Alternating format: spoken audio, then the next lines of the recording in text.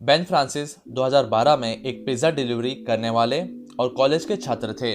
पूरे 8 घंटे काम करने के बाद वे अपने पर्सनल प्रोजेक्ट्स पे ध्यान देते थे। पूरी मेहनत से 2 साल काम करने के बाद और $3,20,000 के व्यवसाय के साथ फ्रांसिस ने कॉलेज को छोड़ दिया और अपनी कंपनी पर ध्यान देने के लिए पिज्ज़ा डिलीवरी वाली जॉब भी छोड़ दी। 7 साल बाद उनके स्पोर्ट्सवेयर ब्रांड का अनुमानित कारोबार $130 मिलियन हो गया है। लेकिन बिना पैसे और इतने कम समय में 19 साल के लड़के ने एक ऐसी कंपनी कैसे बनाता है जो नाइकी और एडिडास जैसे ब्रांड के साथ बराबरी करती है, वो भी किसी मूल विचार के।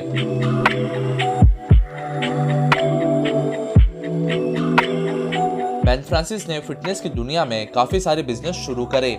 एक जिम कैलेंडर एप्लीकेशन उन लोगों के लिए जो फिटनेस की दुनिया को पसंद करते थे, और बॉडी एक्सरसाइज के स्तर को मापने के लिए 2 ऐप बनाए।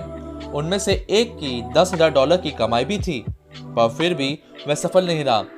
परंतु इसकी वजह से उन्हें फिटनेस वर्ल्ड के बारे में बहुत कुछ पता चला। इस सब के बाद उन्होंने अपने एक दोस्त के साथ मिलकर जिमशार्क बनाई, जो सप्लीमेंट बेचने के लिए एक स्टोर के रूप में शुरू हुआ और फिर कपड़े बेचने भी शुरू कर दिए।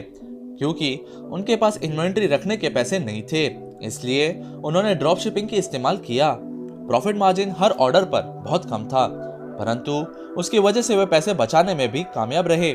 दूसरे ब्रांड से और कपड़े खरीदने के लिए उन्होंने अपनी सेविंग्स का इस्तेमाल किया और वे कपड़ों की बिक्री भी अच्छी हुई, जिसकी वे उम्मीद भी नहीं करते थे। और इसलिए उन्होंने अपनी सेविंग्स का इस्तेमाल किया और अपने खुद के कपड़े बनाने के लिए सोइंग मशीन खरीदी। इस समय जिमशार्क कोई दूसरी जिम वाली कंपनी जैसी ही थी, लेकिन उन्होंने अपने कपड़ों की प्रोमोटिंग इस तरह की जैसे कभी उस समय में किसी ने नहीं की थी।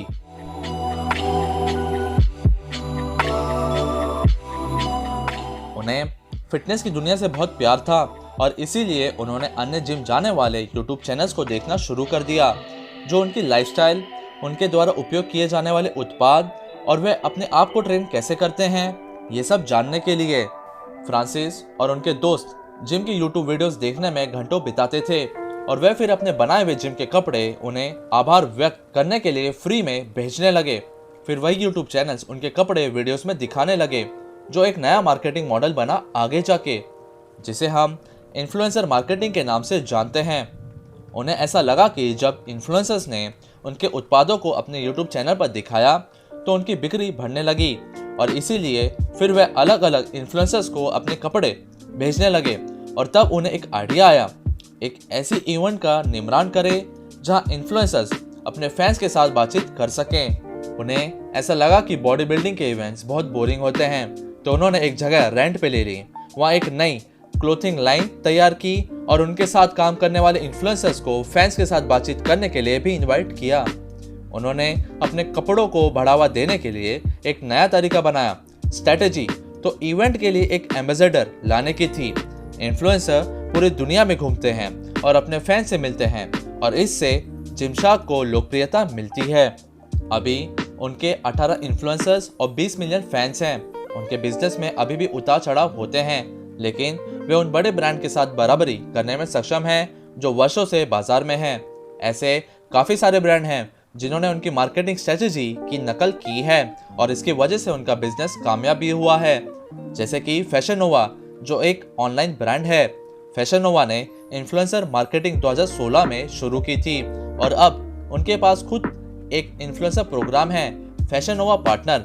आपको उनके ब्रांड प्रमोट करने के लिए एक सुपरस्टार होने की जरूरत नहीं है, बस सोशल मीडिया पे काफी सारे फॉलोअर्स होने चाहिए। यह हमें सिखाता है कि सफल होने के लिए आपके पास एक मूल विचार होने की आवश्यकता नहीं है।